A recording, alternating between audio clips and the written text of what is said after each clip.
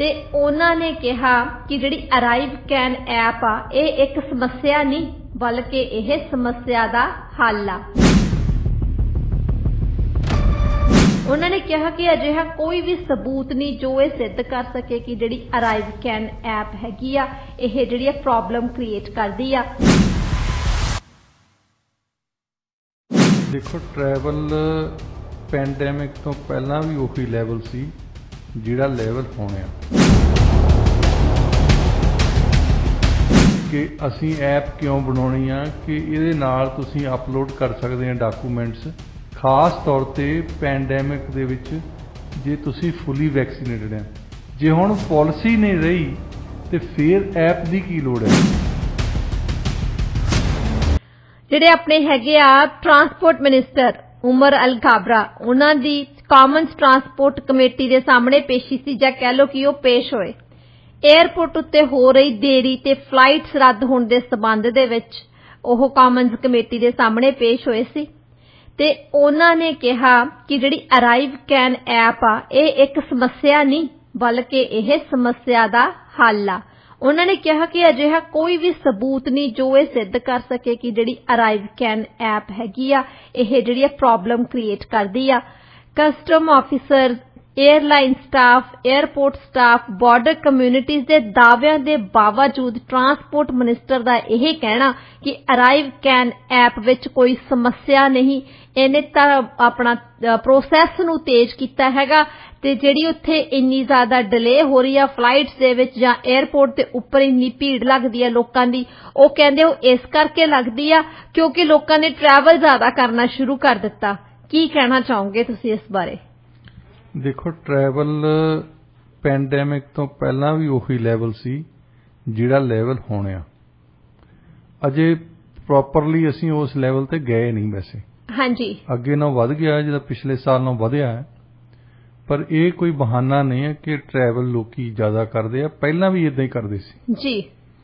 तो दूसरी गल जिहड़ी ऐप बनाई सी इन्हां ने उस वेले ਉਹ ਬਣਾਈ ਸੀ ਕਿ ਜਦੋਂ ਫੁੱਲੀ ਵੈਕਸੀਨੇਟਡ ਬੰਦੇ ਇੱਥੇ ਆ ਸਕਦੇ ਸੀ, ਕੈਨੇਡੀਅਨਸ ਵੀ ਜਿਹੜੇ ਉਹੀ ਟਰੈਵਲ ਕਰ ਸਕਦੇ ਸੀ ਜਿਹੜੇ ਫੁੱਲੀ ਵੈਕਸੀਨੇਟਡ ਸੀ। ਹਾਂਜੀ, ਉਹਦਾ ਪ੍ਰੂਫ ਚਾਹੀਦਾ ਹੁੰਦਾ ਸੀ। ਤਾਂ ਉਹਦੇ ਲਈ ਇਹਨਾਂ ਨੇ ਐਪ ਬਣਾਤੀ ਕਿ ਐਪ ਦੇ ਉੱਤੇ ਤੁਸੀਂ ਸਾਰੇ ਡਾਕੂਮੈਂਟ ਆਪਣਾ ਪਾਸਪੋਰਟ ਵੀ ਅਪਲੋਡ ਕਰ ਲਓ ਤੇ ਜਿਹੜੀ ਤੁਹਾਨੂੰ ਮਿਲਦੀ ਆ ਫੁੱਲੀ ਵੈਕਸੀਨੇਸ਼ਨ ਦੀ ਤੁਹਾਨੂੰ ਸਰਟੀਫਿਕੇਟ ਮਿਲਦਾ ਉਹ ਵੀ ਤੁਸੀਂ ਅਪਲੋਡ ਕਰ ਲਓ। ਹਾਂਜੀ। ਅੱਛਾ, ਹੁਣ ਜਿਹੜੀ ਨਵੀਂ ਪਾਲਿਸੀ ਆ ਫੈਡਰਲ ਗਵਰਨਮੈਂਟ ਦੀ ਉਹ ਇਹਨਾਂ ਨੇ ਵੈਕਸੀਨੇਸ਼ਨ ਦਾ ਫੁੱਲੀ ਵੈਕਸੀਨੇਸ਼ਨ ਦਾ ਰੂਲ ਹੀ ਹਟਾਤਾ ਜੀ। ਕੋਈ ਵੀ ਬੰਦਾ ਇੱਥੇ ਆ ਸਕਦਾ ਤਾਂ ਇੱਥੇ ਕੈਨੇਡੀਅਨ ਵੀ ਜਾ ਸਕਦੇ ਆ ਸਕਦੇ ਆ ਟਰੈਵਲ ਵੀ ਕਰ ਸਕਦੇ। ਜਦੋਂ ਜਿਹੜਾ ਰੀਜ਼ਨ ਦਿੱਤਾ ਸੀ, ਜਿਹੜਾ ਕਾਰਨ ਦਿੱਤਾ ਸੀ ਇਹਨਾਂ ਨੇ ਕਿ ਅਸੀਂ ਐਪ ਕਿਉਂ ਬਣਾਉਣੀ ਆ ਕਿ ਇਹਦੇ ਨਾਲ ਤੁਸੀਂ ਅਪਲੋਡ ਕਰ ਸਕਦੇ ਆ ਡਾਕੂਮੈਂਟਸ ਖਾਸ ਤੌਰ ਤੇ ਪੈਂਡੈਮਿਕ ਦੇ ਵਿੱਚ ਜੇ ਤੁਸੀਂ ਫੁੱਲੀ ਵੈਕਸੀਨੇਟਡ ਆ। ਜੇ ਹੁਣ ਪਾਲਿਸੀ ਨਹੀਂ ਰਹੀ ਤੇ ਫਿਰ ਐਪ ਦੀ ਕੀ ਲੋੜ ਹੈ ਜੀ। ਉਸ ਤੋਂ ਬਾਅਦ ਆਉਣੇ ਹੁਣ ਜਿਹੜੇ ਬੰਦੇ ਫਰੰਟ ਲਾਈਨ ਵਰਕਰ ਆ ਉਹਨਾਂ ਦੀ ਅਸੀਂ ਸਰਵੇਸ ਬਾਰੇ ਗੱਲ ਕੀਤੀ ਸੀ ਇੱਥੇ। ਹਾਂਜੀ। ਉਹ ਖੁਦ ਕਹਿੰਦੀ ਯੂਨੀਅਨ ਕਹਿ ਰਹੀ ਹੈ CBSA ਦੀ, ਉਹਨਾਂ ਨੇ ਆਪ ਸਰਵੇ ਕਰਵਾਏ ਆ ਕਿ ਜਿਹੜੇ ਫਰੰਟ ਲਾਈਨ ਵਰਕਰਸ ਆ ਇੰਪਲੋਈਜ਼ ਆ ਸਾਡੇ ਉਹਨਾਂ ਨੂੰ ਉਹ ਦੇਖਦੇ ਐਨਕਾਊਂਟਰ ਕਰਦੇ ਆ ਨਾ ਲੋਕਾਂ ਦੇ, ਬਹੁਤਿਆਂ ਲੋਕਾਂ ਨੇ ਉਹ ਐਪ ਭਰੀ ਨਹੀਂ ਹੁੰਦੀ। ਹਾਂਜੀ। ਬਹੁਤਿਆਂ ਕਈਆਂ ਨੂੰ ਤਾਂ ਪਤਾ ਹੀ ਨਹੀਂ ਹੈ ਤੇ ਕਈਆਂ ਦੇ ਕੋਲੋਂ ਵੈਸੇ ਐਪ ਜੋ ਤੁਸੀਂ ਦੇਖੋਗੇ ਤਾਂ ਉਹ ਵੀ ਐਕਸਪਰਟ ਬੰਦਾ ਚਾਹੀਦਾ ਜਿਹੜਾ ਐਪ ਭਰ ਸਕਦਾ ਹੈ। ਇੰਨੀ ਆਸਾਨ ਨਹੀਂ ਹੈਗੀ ਕੋਈ ਜਿਹੜਾ ਨਾਰਮਲ ਪੀਪਲ ਹੈਗੇ ਜਿੱਦਾਂ ਉਹਨੂੰ ਡਾਊਨਲੋਡ ਕਰਕੇ ਤੇ ਉਹਦੇ ਤੇ ਆਪਣੇ ਡਾਕੂਮੈਂਟਸ ਅਪਲੋਡ ਕਰ ਸਕਣ। ਇਹ ਸੌਖਾ ਕੰਮ ਨਹੀਂ ਹੈ। ਜਿਹੜਾ ਕਈ ਬੰਦੇ ਤਾਂ ਜੇ ਸੈੱਲ ਫੋਨ ਵੀ ਹੈਗਾ ਉਹ ਸਿਰਫ ਫੋਨ ਕਰਨ ਲਈ ਰੱਖਿਆ ਹੈ ਉਹਨਾਂ ਨੇ। ਹਾਂਜੀ। ਉਹਦੇ ਬਾਕੀ ਦੇ ਕੀ ਫੰਕਸ਼ਨ ਜਾਂ ਕਿਸੇ ਨੂੰ ਨਹੀਂ ਕੁਝ ਪਤਾ ਹੁੰਦਾ ਜੀ। ਸੋ ਬਹੁਤ ਲੋਕੀ ਆਉਂਦੇ ਆ ਜਿਹੜੇ US ਦੇ ਵਿੱਚੋਂ ਖਾਸ ਤੌਰ ਤੇ ਸਾਡੇ ਆਉਂਦੇ ਹੁੰਦੇ ਸੀ। ਬਹੁਤ ਜ਼ਿਆਦਾ ਟਰੈਵਲ ਤਾਂ ਸਾਡਾ US ਤੋਂ ਆ ਨਾ ਜੀ। ਬਿਲਕੁਲ ਨਾਲ ਲੱਗਦੇ ਜਿਹੜੇ ਜਿੱਦਾਂ ਬੈਲਿੰਗਹਮ ਤੋਂ, ਸਿਐਟਲ ਤੋਂ, ਪਲੇਨ ਤੋਂ, ਇਹਨਾਂ ਕਮਿਊਨਿਟੀਜ਼ ਦੇ ਵਿੱਚੋਂ ਬਹੁਤ ਲੋਕੀ ਆਉਂਦੇ ਆ ਤੇ ਉਹ ਆ ਕੇ ਮਤਲਬ ਕੈਨੇਡੀਅਨਸ ਉਹਨਾਂ ਨੂੰ ਟਰਾਈ ਕਰਦੇ ਵੀ ਵਿਜ਼ਿਟ ਕਰੋ, ਪੈਸੇ ਖਰਚਦੇ ਆ ਇੱਥੇ ਵਿਜ਼ਿਟਰ ਆ ਉਹ। ਹਾਂਜੀ ਜਦੋਂ ਬਹੁਤੇ ਲੋਕੀ ਆਉਂਦੇ ਆ ਉਹ ਬਾਰਡਰ ਤੋਂ ਮੁੜ ਜਾਂਦੇ ਆ, ਉਹਨਾਂ ਨੂੰ ਪਤਾ ਲੱਗਦਾ ਵੀ ਇਹ ਐਪ ਨਵੀਂ ਚੀਜ਼ ਸ਼ੁਰੂ ਕਰ ਲਈ ਇਹਨਾਂ ਨੇ। ਹਾਂਜੀ ਬਹੁਤੇ ਜਿਹੜੇ ਬੰਦੇ ਆ ਉਹ ਭਰਦੇ ਹੀ ਨਹੀਂ, ਨਾ ਭਰਨੀ ਆਉਂਦੀ ਆ ਉਹਨਾਂ ਨੂੰ। ਤੇ ਕਈ ਬੰਦੇ ਉਹਨਾਂ ਨੇ ਸਰਵੇ ਕੀਤੇ, ਉਹਨਾਂ ਨੂੰ ਕਹਿੰਦੇ ਸਾਨੂੰ ਪਤਾ ਹੀ ਨਹੀਂ ਸੀ, ਅਸੀਂ ਤਾਂ ਆਪਣਾ ਜਿਹੜਾ ਵੀ ਗ੍ਰੀਨ ਕਾਰਡ ਲੈ ਕੇ ਤੁਰਦੇ ਹੁੰਦੇ ਸੀ, ਸਿਟੀਜ਼ਨਸ਼ਿਪ ਕਾਰਡ ਲੈ ਕੇ ਤੁਰਦੇ ਹੁੰਦੇ ਸੀ, ਉਹਨਾਂ ਹੀ ਕੈਨੇਡਾ ਜਾਂਦੇ ਹੁੰਦੇ ਸੀ ਅਸੀਂ। ਹਾਂਜੀ ਇਹ ਨਵੀਂ ਪਾ ਲਈ ਗੱਲ। ਅੱਛਾ, ਇਹ ਹੈਗਾ ਪ੍ਰੂਫ। ਇੱਕ ਮੰਤਰੀ ਵੱਲੋਂ ਕਮੇਟੀ ਦੇ ਮੋਹਰੇ ਕਹਿਣਾ ਕਿ ਇਹਦਾ ਕੋਈ ਪ੍ਰੂਫ ਨਹੀਂ ਹੈ। ਹੁਣ ਆਮ ਸਧਾਰਨ ਗੱਲ ਕਰ ਲੈਂਦੇ ਅਸੀਂ, ਮਿਸਾਲ ਤੁਸੀਂ ਕੋਈ ਬੰਦੇ ਨੇ ਚਾਹ ਦਾ ਕੱਪ ਹੀ ਪੀਤਾ ਹੋਵੇ, ਤੁਸੀਂ ਘੁੱਟ ਭਰਦੇ ਆ, ਤੁਸੀਂ ਕਹਿੰਦੇ ਯਾਰ ਇਹ 'ਚ ਖੰਡ ਜ਼ਿਆਦਾ ਹੈ। ਹਾਂਜੀ ਔਰ ਮੋਹਰਲਾ ਬੰਦਾ ਜਿਹਨੇ ਬਣਾਈ ਹੋਵੇ ਉਹ ਇਸ ਗੱਲ ਤੇ ਯਕੀਨ ਨਾ ਕਰੇ, ਉਹ ਕਹਿੰਦਾ, ਉਹ ਵੀ ਮੰਤਰੀ ਵਰਗਾ ਹੀ ਹੋਵੇ ਬੰਦਾ, ਨਾ ਨਾ ਤੈਨੂੰ ਨਹੀਂ ਪਤਾ, ਵੈਸੇ ਨਹੀਂ, ਖੰਡ ਨਹੀਂ ਜ਼ਿਆਦਾ, ਐਵਰੇਜ ਹੀ ਆ। ਹੁਣ ਜਿਹਨੇ ਪੀਤੀ ਆ ਉਹਨੂੰ ਪਤਾ ਆ ਜੀ, ਬਿਲਕੁਲ। ਜਿਹਨੇ ਨਹੀਂ ਪੀਤੀ, ਜਿਹਨੇ ਬਣਾਈ, ਹੋ ਸਕਦਾ ਉਹ ਘੱਟ ਪੀਂਦਾ ਹੋਵੇ, ਇਹ ਵੀ ਹੋ ਸਕਦਾ। ਹਾਂਜੀ ਪਰ ਉਹਨੇ ਕਿਹਾ ਤਾਂ ਉਹ ਤੇ ਯਕੀਨ ਤਾਂ ਕਰ ਲੈਣਾ ਚਾਹੀਦਾ ਨਾ ਜੀ। ਜੇ ਅਸੀਂ ਰੋਟੀ ਖਾਂਦੇ ਆ, ਅਸੀਂ ਕਹਿੰਦੇ ਆ ਲੂਣ ਜ਼ਿਆਦਾ ਹੈ ਇਹਦੇ ਵਿੱਚ, ਬੰਦੇ ਨੂੰ ਯਕੀਨ ਤਾਂ ਕਰਨਾ ਚਾਹੀਦਾ ਵੀ ਮੈਂ ਖਾਣਾ ਤਾਂ ਮੈਂ ਖਾ ਕੇ ਕਹਿ ਰਿਹਾ ਵੀ ਇਹਦੇ ਵਿੱਚ ਲੂਣ ਜ਼ਿਆਦਾ ਹੈ। ਹਾਂਜੀ ਜੇ ਤੁਸੀਂ ਮੈਨੂੰ ਸਦਾਈ ਪ੍ਰੂਫ ਕਰਨਾ ਵੀ ਤੈਨੂੰ ਤਾਂ ਪਤਾ ਹੀ ਨਹੀਂ ਲੱਗਦਾ ਕੁਝ, ਤੂੰ ਖਾ ਰਿਹਾ ਤੈਨੂੰ ਨਹੀਂ ਪਤਾ ਲੱਗਦਾ ਕੁਝ। ਇਹ ਮੰਤਰੀ ਜਿਹੜਾ ਸਾਡਾ, ਇਹਦਾ ਲੌਜਿਕ ਆ। ਹਾਂਜੀ ਇਹ ਉਸ ਬੰਦੇ ਨੂੰ ਕਹਿ ਰਿਹਾ ਵੀ ਤੂੰ ਕਿਉਂ ਕਹਿ ਰਿਹਾ ਵੀ ਲੂਣ ਜ਼ਿਆਦਾ ਹੈ ਜੀ, ਤੂੰ ਕਿਉਂ ਕਹਿ ਰਿਹਾ ਵੀ ਖੰਡ ਜ਼ਿਆਦੀ ਹੈ ਜੀ। ਇਹਨਾਂ ਨੇ ਮਤਲਬ ਸਾਰਿਆਂ ਨੂੰ ਝੂਠੇ ਸਾਬਤ ਕਰਤਾ। PR ਵਾਲਿਆਂ ਨੇ ਇਹ ਦੱਸਿਆ ਵੀ ਤੁਸੀਂ ਇਹ ਗੱਲ ਮੰਨੋ ਨਾ। ਹਾਂਜੀ ਜੇ ਪ੍ਰੋਬਲਮ ਪੈਂਦੀ ਆ, ਐਪ ਜਿਹੜੀ ਆ ਆਮ ਬੰਦਾ ਸਮਝ ਨਹੀਂ ਸਕਦਾ ਜਿਹਨੂੰ, ਤੇ ਉਹਨੂੰ ਤਾਂ ਪ੍ਰੋਬਲਮ ਹੈ ਹੀ ਹੈ। ਕਈਆਂ ਬੰਦਿਆਂ ਨੂੰ ਪਤਾ ਹੀ ਨਹੀਂ ਹੈ ਉਹਦੇ ਬਾਰੇ ਜੀ। ਤੇ ਫਿਰ ਜਿਹੜੇ ਤੁਹਾਡੇ EMPLOYEES ਹੀ ਰੌਲਾ ਪਾਉਂਦੇ ਆ ਵੀ ਸਾਨੂੰ ਪਾਵਰ ਤਾਂ ਦਿੱਤੀ ਹੈ ਤੁਸੀਂ ਫਾਈਨ ਕਰਨ ਦੀ, ਫਿਰ ਦੂਜੇ ਪਾਸੇ ਨਾਲ ਪ੍ਰੈਸ਼ਰ ਪਾਉਂਦੇ ਵੀ ਫਾਈਨ ਨਾ ਕਰੋ, ਤੁਸੀਂ ਭਰ ਦਿਆ ਕਰੋ ਆਪ। ਹਾਂਜੀ। ਅੱਛਾ, ਉਹ ਅਗਲੇ ਹੁਣ ਉੱਥੇ ਬੈਠੇ ਸਵਾਲ ਜਵਾਬ ਕਰਨ ਕਿ ਐਪ ਡਾਊਨਲੋਡ ਕਰਨ ਤਾਂ ਉਹਨਾਂ ਦੇ ਡਾਕੂਮੈਂਟ ਭਰਨ ਸਾਰੇ ਉੱਥੇ। ਜੀ ਡਾਕਟਰ ਸਾਹਿਬ, ਤੁਸੀਂ ਦੇਖੋ ਵੀ ਇਸ ਚੀਜ਼ ਦੀ ਵੀ ਮੰਗ ਉੱਠੀ ਸੀ ਕਿ ਅਰਾਈਵ ਕੈਨ ਨੂੰ ਖਤਮ ਕਰ ਦਿੱਤਾ ਜਾਣਾ ਚਾਹੀਦਾ। ਪੋਲੀਟੀਸ਼ੀਅਨਸ ਵੱਲੋਂ ਵੀ ਇਹ ਗੱਲ ਕਹੀ ਗਈ ਸੀ, ਪਰ ਫਿਰ ਵੀ ਜਿੱਦਾਂ ਹੁਣ ਮੰਤਰੀ ਸਾਹਿਬ ਦਾ ਕਹਿਣਾ ਕਿ ਨਹੀਂ ਅਜਿਹਾ ਕੋਈ ਪ੍ਰੂਫ ਹੀ ਨਹੀਂ ਹੈਗਾ। ਤੁਸੀਂ ਐਗਜ਼ਾਮਪਲ ਵੀ ਬੜੀ ਸੋਹਣੀ ਦਿੱਤੀ ਹੈਗੀ ਆ, ਕਿਉਂਕਿ ਮੰਤਰੀ ਸਾਹਿਬ ਨੂੰ ਨਹੀਂ ਲੱਗਦਾ ਹੈਗਾ ਕਿ ਇਹ ਕੋਈ ਸਮੱਸਿਆ ਹੈਗੀ, ਪਰ ਇਹ ਬਹੁਤ ਵੱਡੀ ਸਮੱਸਿਆ। ਹੁਣ ਜਿਹੜੀ ਜਿੰਨੇ ਹੀ ਬੰਦੇ ਆ, ਇਹ ਮੰਤਰੀ ਮੰਡਲ ਨੇ ਫੈਸਲਾ ਕਰ ਲਿਆ, ਉਹਨਾਂ ਦੇ ਨਾਲ ਜਿਹੜੇ ਡਿਪਟੀ ਮਿਨਿਸਟਰ ਬੈਠੇ ਹੋਣੇ ਆ, ADM ਬੈਠੇ ਹੋਣੇ ਆ, ਉਹਨਾਂ ਨੇ ਫੈਸਲਾ ਕਰ ਲਿਆ। ਜਿਹੜੀ ਐਕਚੁਅਲੀ ਪੁਡਿੰਗ ਦਾ ਪ੍ਰੂਫ ਕਹਿੰਦੇ ਹੁੰਦੇ ਆ, ਅੰਗਰੇਜ਼ੀ ਦੇ ਕਹਾਵਤ ਹੈ ਨਾ, ਇਹ ਤਾਂ ਖਾਣ ਨਾ ਆਉਂਦਾ ਨਾ। ਹਾਂਜੀ ਬਿਲਕੁਲ। ਇਹਦਾ ਪ੍ਰੂਫ ਤਾਂ ਫਰੰਟ ਲਾਈਨ ਵਰਕਰ ਆ। ਹਾਂਜੀ। ਕੈਬਨਿਟ ਨੂੰ ਕੁਝ ਨਹੀਂ ਪਤਾ ਹੁੰਦਾ, DM ਤੇ ADM ਨੂੰ ਕੁਝ ਨਹੀਂ ਪਤਾ ਹੁੰਦਾ, ਉਹ ਤਾਂ ਪਾਲਿਸੀ ਲਾਗੂ ਕਰ ਦਿੰਦੇ ਆ। ਹਾਂਜੀ। ਉਹਦੇ ਚੱਲਦੀ ਆ ਪਾਲਿਸੀ, ਨਹੀਂ ਚੱਲਦੀ, ਉਹਦੇ ਵਿੱਚ ਕੀ ਦਿੱਕਤਾਂ ਆਉਂਦੀਆਂ ਤਾਂ ਫਰੰਟ ਲਾਈਨ ਵਰਕਰਸ ਦੱਸਣਗੇ ਨਾ।